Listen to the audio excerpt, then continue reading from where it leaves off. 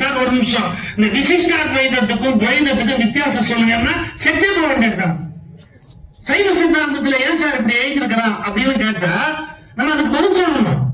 So எந்த stage போய் நம்ம உட்கார்றதா இருந்தாலும் வெல் மாஸ்டர் நாலேஜ் சொல்ற முக்கியமான விஷயம் சொல்றேன். நன்றி உரை சொல்றவங்க எக்ஸ்ட்ரா பேசுறது பேசக்கூடாது. ஏன் நீங்க நன்றி சொல்லும் போது முக்கியமான ஒரு நபருக்கு நீங்க நன்றி சொல்லாம விட்டுட்டீங்கன்னா, மகாராஜன் பேசுறாரு. மகாராஜன் ஒரு மாதிரி டிகேசி பாடியில பேசுவாரு. இந்த கையை இப்படி அசைச்சு இந்த கையை இப்படி அசைச்சு ஃபைட் என்ஜாய் பண்ணி தூப்பட்டு போட்டிருப்பாரு. அதை அப்பப்ப ரொம்ப அழகா பேசுவார். இலக்கியத்துல ஒரு பெரிய அறிவாளி ஜஸ்டிஸ் மகாராஜன். அதனால அது பேசுவார். அவர் முடிஞ்ச கவிஞர்கள் மட்டும் எழுதுவதல்ல, தமிழ் குடும்பத்தில் இருக்கிற கிழமை கூட கவிதை எழுதி கொண்டிருப்பாள். அவளுக்கு கவிதை தானா வரும் அப்படின்னு சொல்லிட்டு இந்த ஓமையை சொல்ற. ஒண்ணு எப்படி இருக்கு அப்படின்னு கேட்ட உடனே அந்த அம்மா ஒரு ஓமை சொல்றா. பட்டு தலைவாடிக்கு பஞ்சு அடைச்ச மாதிரி இருக்கு சொல்லுவாங்க. அதுல பட்டு தலைவாடி எப்படி இருக்குன்னு கேட்டீங்கன்னா பாருங்க, அப்படி நீட்டா ஒரு பாக்கிறதுக்கு ரொம்ப அழகா. இப்ப ஒரு கற்பனைக்கெல்லாம் போடாதீங்க. கொஞ்சம் பட்டு தலைவாடி எப்படி இருக்கு தெரியுமா? பஞ்சு அடைக்கிற போது இத்தனை கிடைச்சு வச்சிருப்பான். இன்னும் கொஞ்சம் பிரிங்கி இருக்கும், அங்க கொஞ்சம் பிரிங்கி இருக்கும். பட்டு துணியில அடைக்கும் போது அழுத்த மாட்டான், பட்டு துணி பிரிங்கி போயிடும். அதனால அவ்வளவு லாபகமா அது அவ்வளவு அழகா அதை அடைச்சு இருக்காங்க. பொண்ணு எப்படி இருக்குது அப்படின்னா பட்டு தலைவாடியில பஞ்சாட்சம் கூட கவிதை எழுதுவா அப்படின்னு நன்றியுரை சொல்லும் போது சண்முகவடியிலே அந்த வார்த்தையை சொல்லி ஜஸ்டிஸ் சொல்லும் போது எங்களுக்கு எல்லாம் எங்களுடைய கல்யாண சாந்தி முகத்தை ஞாபகத்துக்கு கொண்டு வந்தார். மகாராஜன் எப்படி பார்த்தார்? நல்ல சிந்தனையாக பேச்சு திறமை உடையதாக வந்துட்டீங்க. உங்களால 10,000 பேர் சிந்திக்க வைக்க முடியும். அந்த 10,000 பேர் உங்களை மாதிரி பேச வைக்க முடியவில்லை என்று சொன்னா அவன் சொல்றது கரெக்ட் தானேப்பா, அவன் சொல்றதுல அர்த்தம் இருக்குதானப்பா என்று உங்களால் பேச வைக்க முடியும். ஆக அப்படிதான் இந்த 38+13 51 பேர் இருக்கணும். ஒரு சிறந்த பேச்சாளர்களாக வரும்போது ஒட்டுமொத்தமாக இந்த சமுதாயத்துக்கான ஒரு நல்ல கருத்துக்களை உங்களால் சொல்லித் தருகின்ற அளவுக்கான திறமை உங்களுக்கு எல்லாம் உண்டு என்பது எங்களுக்கான ஊக்கம் தருகின்ற ஒரு நிகழ்வாக இது அமையும் என்ற நம்பிக்கை இருக்கு. பொதுவாக கிராமத்தில் சொல்லுவாங்கல்ல, வாயுள்ள புள்ள பொழைச்சிக்கும் அப்படின்னு சொல்லுவாங்கல்ல. அந்த வாயுள்ள புள்ள அப்படிங்கிறது, அந்த வாயுள்ள புள்ளைக்கு பகுத்தறிந்து பார்க்கக்கூடிய அந்த திறனும் வந்துவிட்டது என்று சொன்னால் வாயுள்ள புள்ள மட்டும் பொழைச்சிக்காதுங்க, இந்த வாயுள்ள புள்ள இந்த சமூகத்தை பிழைக்க வைக்கும் என்கின்ற நம்பிக்கை நமக்கு எல்லாம் உண்டு. ஏன்னா இந்த பகுத்தறிவு அப்படிங்கிறது இல்லாத காரணம் அப்படி போயிட்டோம் அப்படின்னா நமக்கு என்ன படிச்சாலும் அது பிரயோஜனப்படாது. நமக்கு பகுத்தறிவோடு பேசினால்தான் சாக்ரட்டிஸாக இருந்தாலும், பிளாட்டோவாக இருந்தாலும், அரிஸ்டாட்டிலாக இருந்தாலும், பேரறிஞர் அண்ணாவாக இருந்தாலும், முத்தமிழ் கலைஞராக இருந்தாலும் தன்னுடைய பின்னாடி ஒரு மிகப்பெரிய சமூகத்தை அணிதிரள வைத்தார்கள். எல்லாரும் பேசினாங்க பார்த்தீங்கன்னா, முதல்ல அந்த பேச்சுக்களை என்பது உன்னுடைய பேச்சை முதல்ல நீ ஆள வேண்டும், உன்னுடைய பேச்சை நீ ஆண்டு விட்டாய் என்று சொன்னால், ஏன்னா இதெல்லாம் பேரறிஞர் அண்ணா, முத்தமிழ் கலைஞர் முதல்ல அவங்களுடைய பேச்சை ஆண்டதற்கு காரணமாக தான் பிறகு இந்த நாட்டையே ஆண்டார்கள் என்பதுதான் வரலாறு. எனக்கு மாலை கட்டுவது ரொம்ப வேகமாக மாலை கட்டுகின்ற திறன் எனக்கு உண்டு என்பதை காட்டிலும், அதை நான் ஒத்துக்கிறேன், ரொம்ப வேகமா நீ மாலையை கட்டுற. ஆனா கட்டுகின்ற மாலை அது பூ மாலையாக இருக்கின்றதா அல்லது காகித மாலையாக இருக்கின்றதா? காகித மாலை என்று சொன்னால் யாருக்கும் அது பயன்படாது. பூ மாலை என்று வரும்போது அது பயன்படுவதாக இருக்கும். ஆக அந்த விதத்தில் கருத்துள்ள பேச்சாக இருக்க வேண்டும் என்று சொன்னவர் பேரறிஞர் அண்ணா அவர்கள். இப்போ மதுரை அப்படின்னு ஒரு தலைப்பு கொடுக்கணும் அப்படின்னா இங்க பேசியவர்கள் சொன்னது போலதான் ஒரு வரலாற்று மாணவன் என்ன சொல்ல, மதுரை சார்ந்திருக்கின்ற வரலாறுகளை பற்றி எடுத்து பேசுவார். ஒரு இலக்கிய மாணவர் என்ன எடுத்து சொல்லுவாங்கன்னா, மதுரையை பொறுத்தவரைக்கும் தமிழ் எப்படி வளர்ச்சி பெற்றது, தமிழை எப்படி அவர்கள் எல்லாம் கொண்டாடினார்கள் என்பதை பற்றி எடுத்து சொல்லுவார்கள். ஆனால் அங்கே இருக்கக்கூடிய ஒரு கட்டுமானத்தை பற்றியாக இருந்தாலும் சரி, அல்ல அங்கே இருக்கக்கூடிய கலாச்சாரத்தை பற்றி எடுத்து இதெல்லாம் பார்த்தீங்கன்னா ஒரு உள்ளுக்குள்ளாக இருக்கும்போது இன்னொரு சிறிய தலைப்புகள். அதை நம்ம எப்படி நம்ம மிஸ் பண்ணிடக்கூடாது. அதான் இங்க ஐயா சொல்லுங்கிற ஐயா சொல்லும்போது நீங்க பேசும்போது இந்த கிளாரிட்டி, இதை பத்தி நான் பேச போறேன், இதெல்லாம் சொன்னா போதும். மதுரை பத்தி சொன்னா சொல்லிக்கிட்டே இருக்கலாம். ஆனா இருக்கக்கூடிய கூட்டத்துக்கு போர் அடிக்காம நான் இந்த மதுரையை பத்தி இந்த விஷயம் சொல்றேன், அதுல இதெல்லாம் அடங்கலாக இருக்கின்றது, முடிஞ்சிடும் அதோட. சோ நாம பேசக்கூடிய அந்த வார்த்தைகள்லாம் எப்படி நம்ம பேச போறோம்னா, இன்னைக்கு நீங்க சொன்ன மாதிரி கிட்டத்தட்ட பல்வேறு ஆளுமைகள் எல்லாரும் உங்களுக்கு பயிற்சி கொடுக்க வந்திருக்காங்க. நீங்களும் முழுமையா அதை உள்வாங்கிக் கொள்ளுங்க. இங்க ஐயாவுடைய அனுபவமாக இருந்தாலும் சரி, இனி பேச வரக்கூடியவர்களுடைய அனுபவமாக முழுமையாக உள்வாங்கிட்டு அது உங்க ஸ்டைல சொல்லுங்க.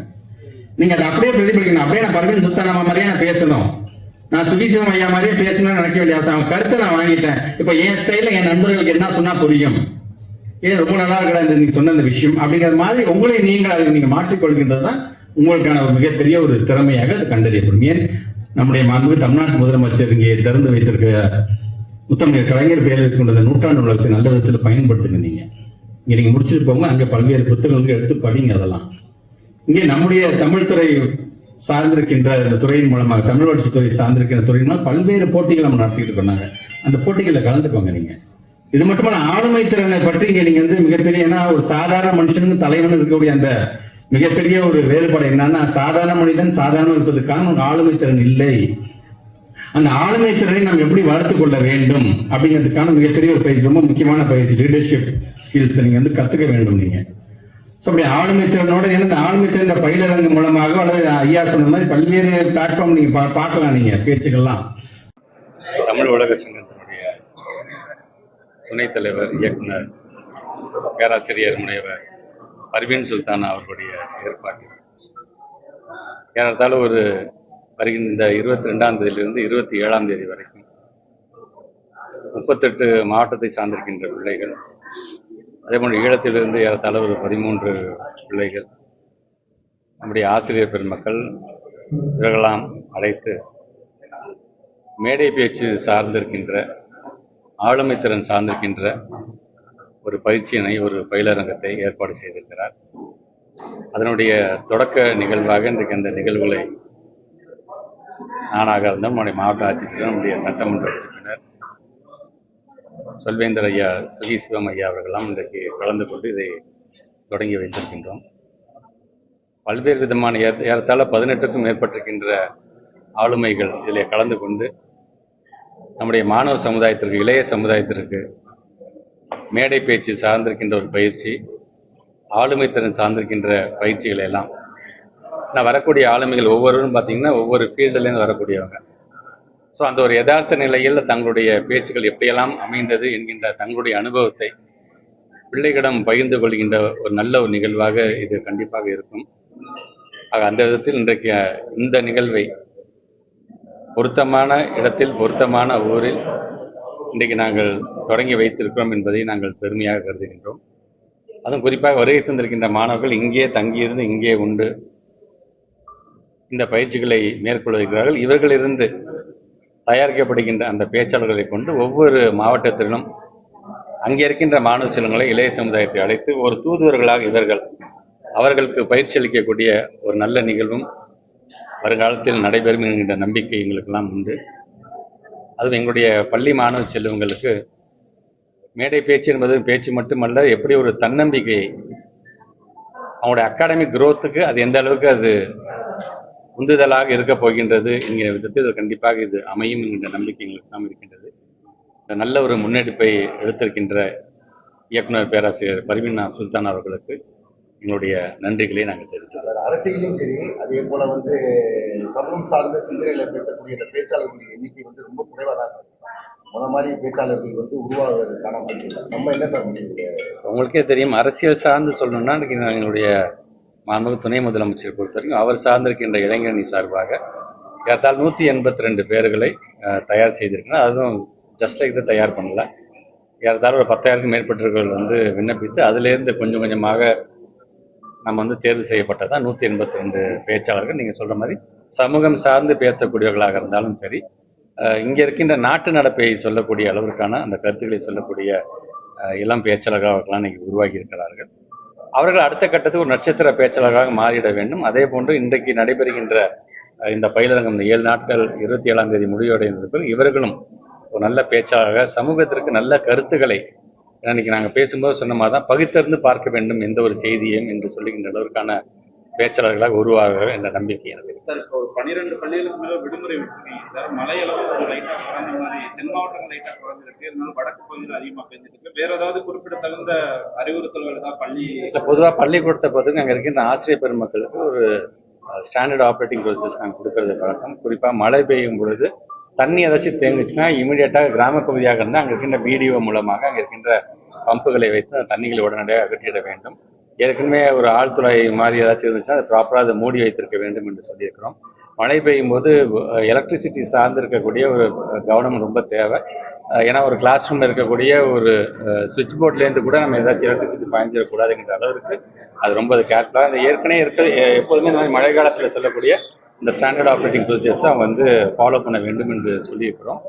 குறிப்பாக வந்து இந்த விடுமுறை என்று வரும்பொழுது அந்தந்த கலெக்டர்ஸ் கிட்ட அந்த டிஸ்கிரிப்ஷன் ஆஃப் கலெக்டர்ஸ் தான் நாங்கள் கொடுத்துட்டோம் பண்ணாங்க. ஏன்னா ஒவ்வொரு முறையும் அரசாங்கம் என்ன சொல்லுது, பள்ளிக்கல்வித்துறை என்ன சொல்லுது என்று சொல்வதை காட்டிலும் அந்தந்த மாவட்டத்துக்கு தகுந்தாப்புல அந்த கலெக்டர்ஸ் வந்து முடிவெடுக்க வேண்டும் என்று சொல்லியிருக்கிறோம். அது சார்ந்து தான் ஒவ்வொருத்தரும் முடிவெடுக்கிறாங்க. அரசியல் சார்ந்த சொல்லுங்க சார். ஒரு டிவிக்கில வந்து அந்த 41 பேருக்கு மேல உயிரிழந்திருக்கிறாங்க. உண்மையிலேயே மனமுடைந்து நீங்க கண்டிருக்கிறீங்க. அதை கூட வந்து விமர்சனம் பண்ணக்கூடிய எதிர்கட்சிகளை எப்படி தருவாங்க? எல்லாமே நாடகம் நடிப்புன்னு சொல்லி உச்சரிக்கிறாங்க.